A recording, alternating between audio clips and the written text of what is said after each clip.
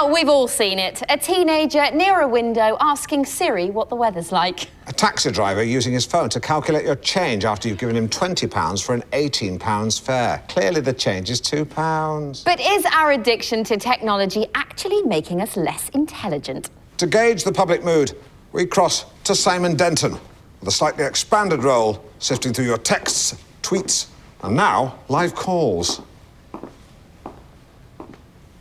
Howdy. Howdy. So, yeah, bigger role, more responsibility. Yes, indeed. Finally got that promotion, Ma. Same money, though, I think. Yeah.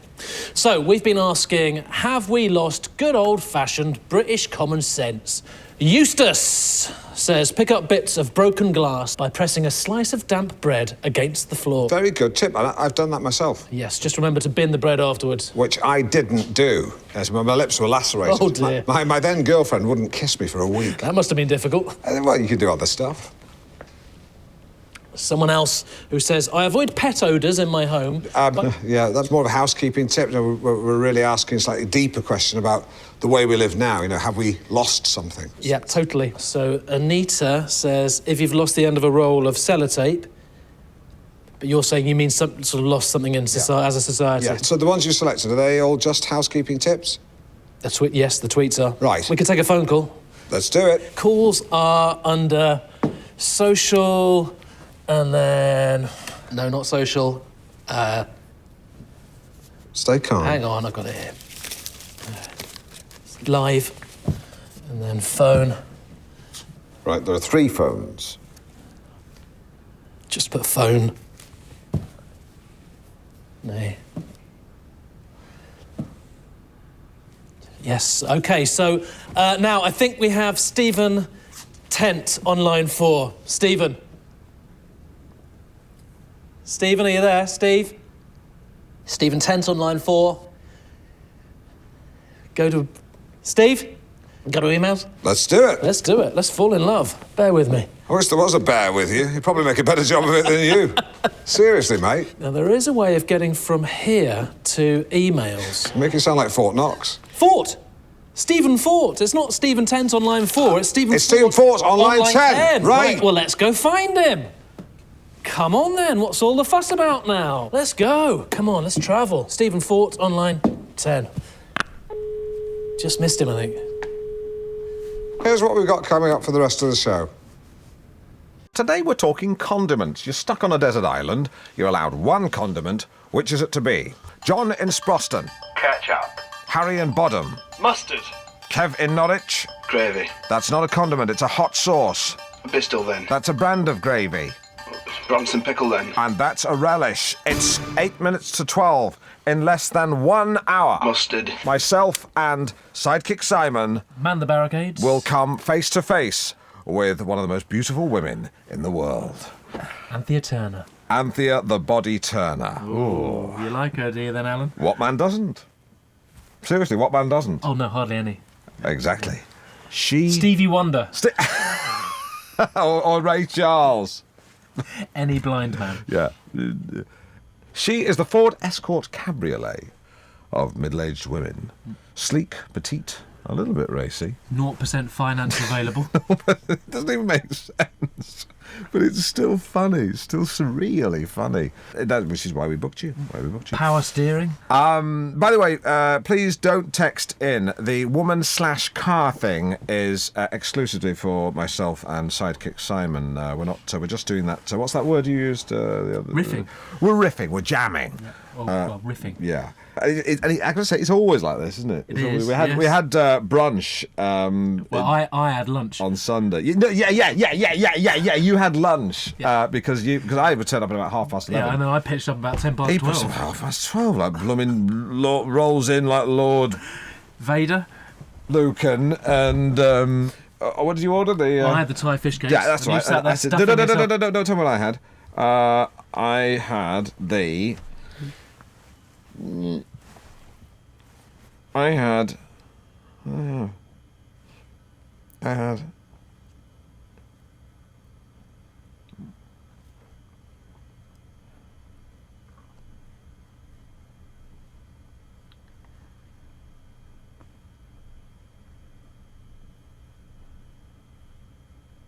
Can't remember. You're listening to North Norfolk Digital with Alan Partridge. No, it's gone. You right, Alan? Yeah. Yep. Thought I'd lost you there. Away with the fairies. There's only one fairy in here. Yeah, I'm looking right at him. Hey, you cheeky tit! This is great banter. It really is.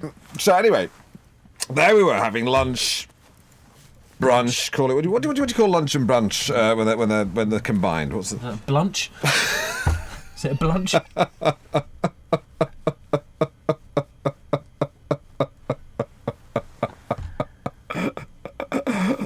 That's excellent. Really good. And I've got the supplements, hadn't I? We spread the supplements Yep. out on the coffee table, and I think we had a bit of a tussle over the motoring section. Ooh, we did a bit. We locked horns. We grappled. We wrestled for Well, them. we didn't wrestle, but you gave me a bag of crisps, didn't you? Yes. Cheesy onion, cheese and onion. Cheese and onion. And now normally when I open a packet of crisps, I open them at the top. But Simon showed me a technique whereby you splice the packet down the side, lay it flat, and share the contents. Hippie style. Hippie style.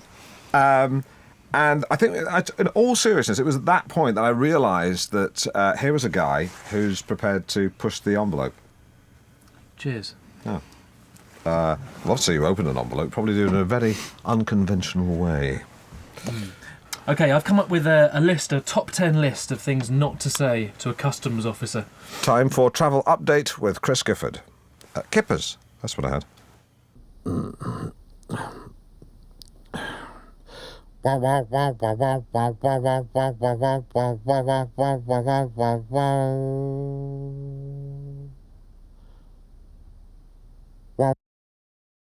You're listening to Alan Partridge. Alan's balanced debate. It's genuinely balanced. Bam! Excellent. And we're back with Cecil Phillips of the North Norfolk. Hello. Hello. Joined, in the interest of impartiality, on my left by none other than Simon Denton. Simon, I believe your girlfriend is a vegetarian. Yes. Great. Well, Simon will be replacing his jester hat with a protester hat, which often, frequently, a jester's hat. Simon Denton, you oppose fox hunting. Why? Just think it's cruel to the foxes. Cecil Phillips, you and your mates just go around beating up wildlife for kicks. No, well, foxes Innit? can be pretty unpleasant. I think we have a very romanticised idea of foxes. If you'd ever been in a chicken coop after a fox attack... Yeah, Simon Denton, foxes, they're thieving bastards. If a fox was a human being, it'd be David Starkey, a real git of a guy. They always talk about the inside of a chicken coop, but foxes are animals at the end of the day. They're not evil, they're just looking for food. They just want... Philip, you portray these little red dogs. No, they're not dogs. Little red dogs. They're just trying to put a chicken dinner on the table for the cubs. Chickens are a farmer's livelihood. Precisely. Simon Denton, he's saying foxes are screwing the farmers, and meanwhile they're being defended by soap dodging, meat dodging, job dodgers. No, I did not say that, no. He didn't say that. He's saying, whoa, you're putting words in my mouth big time. Back off. No, I'm saying fox numbers need to be controlled. Answer him. Yeah.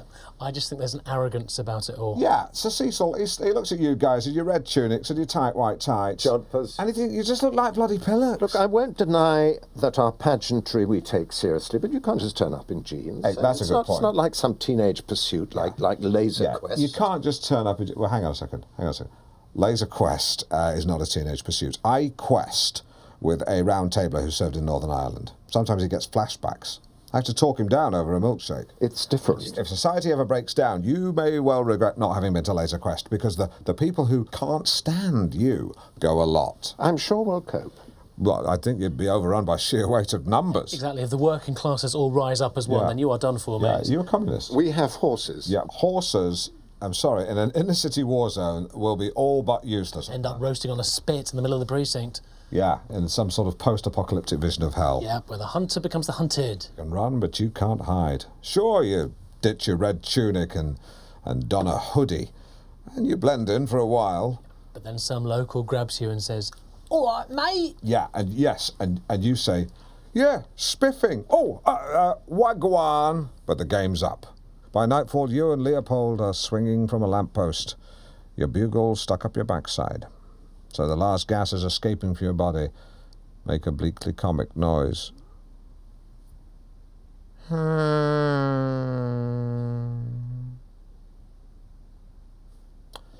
And I'm afraid that's all we've got time for, but encouraging to know that within that you've at least found some common ground. Cecil, your dream dinner party guests. And there we have it, a brief but fascinating exchange between Jenny Gresham and the Princess Royal. Plenty to unpack. We learned Her Royal Highness is, in her words, very well, and pleased that she could be here. She went on to describe her duties as varied and talked about her affection for her family. Good, solid stuff. Now, though, it's time to hear from you at home as we ask for your thoughts on what the future holds for Britain's favourite family. Of course, we've also been asking for your encounters with royalty, and don't forget to share your tips on modern-day etiquette. Keep those coming in. And tomorrow, should we scrap HS2? Jesus Christ. Well, we do need to hear viewers. Why? Why do we need to hear from the viewers? Tell us what you think, join the conversation, get involved, share your views. Is it snowing where you are? Do you like fireworks? What's your favourite soup? Who gives a shit? Excuse me, apologies for the language there. Michael Gove said we've had enough of experts. Do you know who I've had enough of? Idiots. I'm not sure I'd call our audience idiots. Look at the tweets, Jenny. I mean, read the mailbag. Everyone at the BBC thinks it. They never say it publicly, of course, but behind closed doors, whispered in the corridors, that's where you hear the truth. They think Countryfile is boring, they don't understand darts, and they don't really care about your opinion. The BBC is committed to letting ordinary people have their say. There's nothing in between. It's either BBC 4 Live from the Hay on Wye Book Festival, or other people telling us they think dogs are better than cats. You feel like throwing open your windows and saying, I am hopping mad and I want something in the middle. Are you finished? Julian Fellows. I don't like Julian Fellows. What's that got to do with your argument? Nothing. I just don't like him. Well, I'm sure, Simon, we have plenty of viewers getting in touch with their royal story. Well, actually, we're getting people shouting Alan's slogan from their windows and tweeting in to let us know. Let's see, we've got Bournemouth, I'm hopping mad, I just want something in the middle. Southend, I'm hopping mad, I want something in the middle. Same with Warrington, I'm hopping mad, something in the middle. Hull. I've touched a nerve. Anything from London? Nothing from London, no. Well, we're in London. Let's go and have a look. Terry, come with me. Simon, do you want to come? No. I'm sorry I clouted you. It's all right. Everyone, go to your windows, open your windows, and just shout out at the top of your voice, I'm hopping mad and I want something in the middle. This way. Follow me, sorry. I can hear them now. Okay. Keep shouting. Keep shouting. Hey, you. Say that again. Say the whole thing. Right, you get that? Cheers. Cheers! Good. They're all saying it. Yeah, all right, whatever. Fucking idiot. Yeah, that's not going to happen. Anyone else hopping mad who just wants something in the middle? No, we can't count you twice. Anyone else? Any more? No? I mean, that's 3 people. They say for every person who complains, there's another 20 who silently agree, so that's 60 people in this area at least. Minimum. You roll that out across the country, it's got to be 1 million. Now it's time for Who Does Alan Think Alan Is?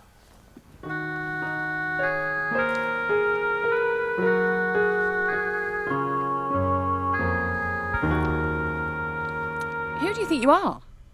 Just to explain, the sense of that line was not properly explained to the voiceover artist before she went into the booth. By the time I find out, she was already in a cab. Complete waste of 30 quid. She sounds like she's been touched on a bus. My main guest today is one of the genealogists from BBC One's Who Do You Think You Are? Please welcome Henry Spring. Hello. Our journey begins with your great-grandmother, Annie Partridge. Do you remember her? I do, Granny Annie. She died when I was a toddler. She used to make me chucky egg. Egg and butter chopped up in a bowl. You can add that to your files. Send it to the boys at WDYTYAHQ. Who do you think you are, headquarters? Oh. Well, like many women of her time, she was a stay-at-home mum, wasn't she? She was unemployed, yes. But what you might not know is that if we delve one generation further back, we find you had an aunt who lived quite near here, so that would have been your great-great-aunt. It's fascinating. Please tell me more. She lived in a semi-detached house in Sheringham at the very end of the 19th century. That must have been one of the first semi-detached houses in Norfolk. Not in Norfolk, but it may have been one of the first in Sheringham. But that's still fascinating. It sends a shiver down your spine. Do you want me to get you up? Rest in peace. Great aunt. What's her name? We don't know, we just have the initial E. Rest in peace. Mrs. E. Was she married? We don't know that either. Oh, well, rest in peace. E. Partridge. What was the joke you were going to do? I was just going to say, shall I go and get you a hot water bottle when you said you had a chill down your spine?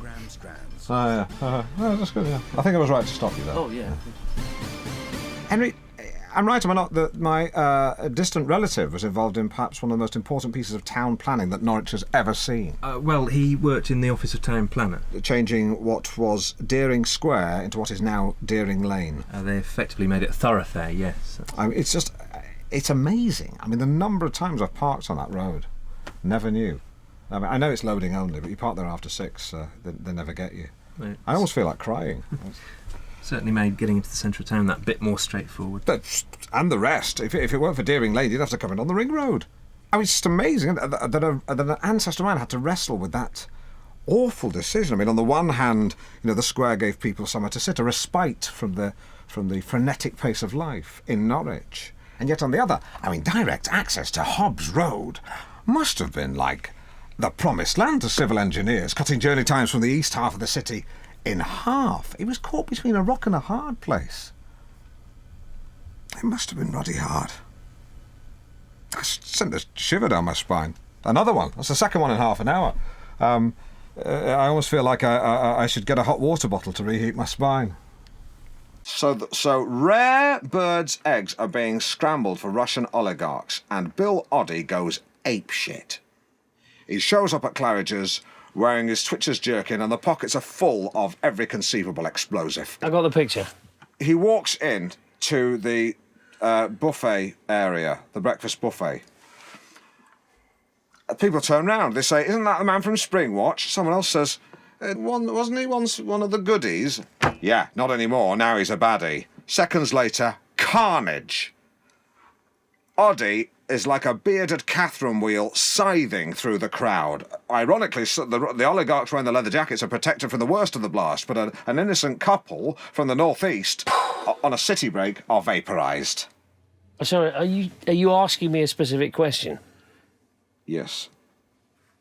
And that question is if an RSPB neo-fundamentalist was radicalised, Oddie sacrificed himself, the rest of them holed up in Wookiee Hole, and I was sent to neutralise the threat, how would I proceed? Simples. You really want to know? Yeah, let's hear it. Hand-to-hand combat, commando style. Do you mind if I stand up? No, please. Take the floor. Take the floor. The floor is yours. You have the floor. So, in Special Forces, we're given licence to use bespoke techniques, improvised weaponry, that sort of thing. My favourite for hand-to-hand combat is this brass knuckle, which I've adapted. I've stuck a protruding blade on one side, very sharp. What I would do is, when I'd attack the first insurgent, punch him full in the face as hard as I could until I felt a splinter of bone, that his nose was truly shattered. And then, as he's toppling backwards, grab hold of him with your right hand and bring my hand back with the blade like an arc across his throat, severing one or preferably both of the carotid arteries. You've got to be careful here because you've got to avoid the squirt of the jet of blood because, you don't want to be blinded moving on to the next fella. It's quite weird, this, actually, because if you get it right, the neck opens up completely, yawns back like a Muppet's mouth. Oh, my God. So then you let them drop, take care not to trip over them. I've seen that happen. And then you repeat and adapt, you repeat and adapt, you repeat and adapt. You repeat and adapt. You repeat and adapt until the cave is clear. It's very bloody, but it's quick and it's quiet, and that's why I like it.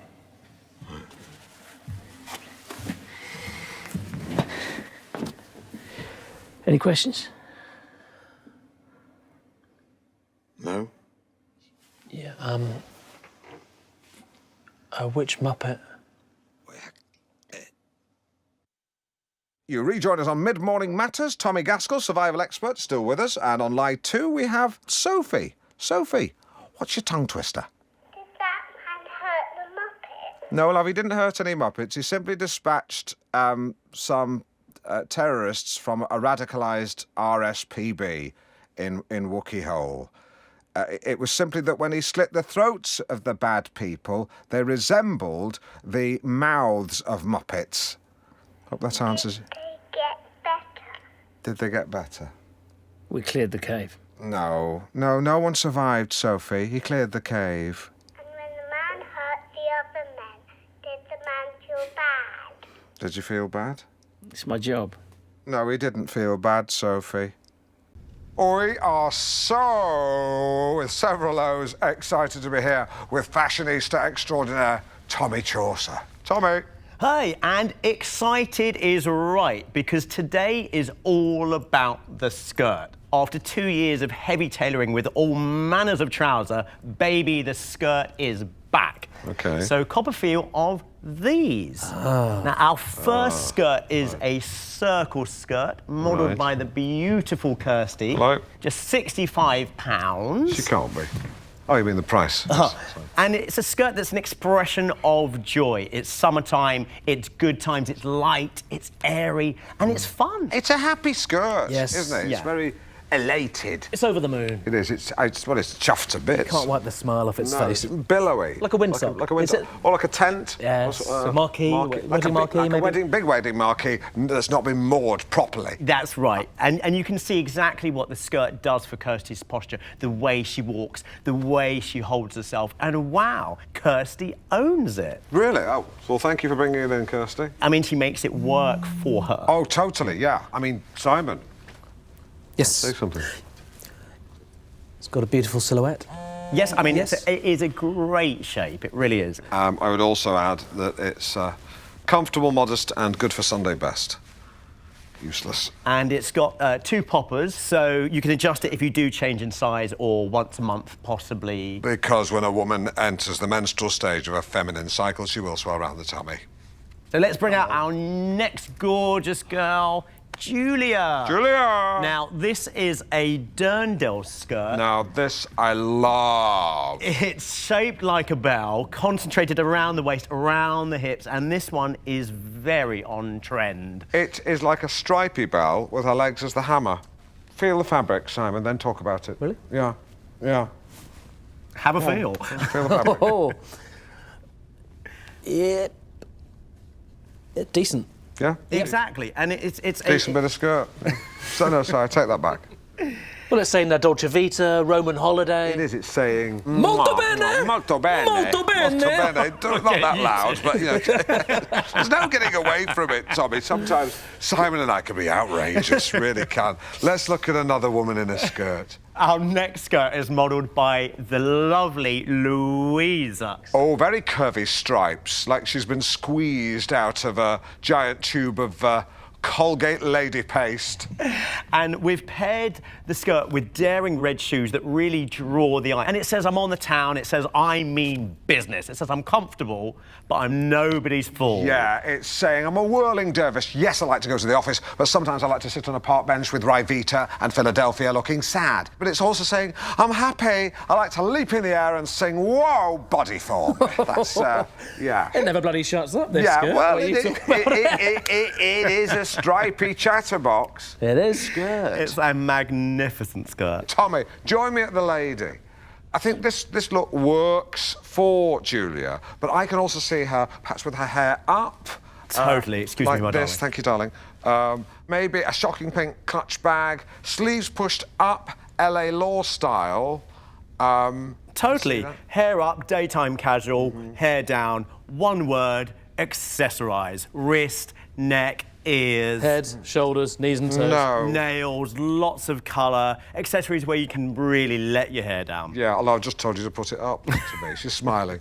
Earrings, maybe a couple of big hoops. Just toss your head back and shake it around, let them clank against your neck. Thanks, Louisa. Thanks, sweetheart. That was sensational.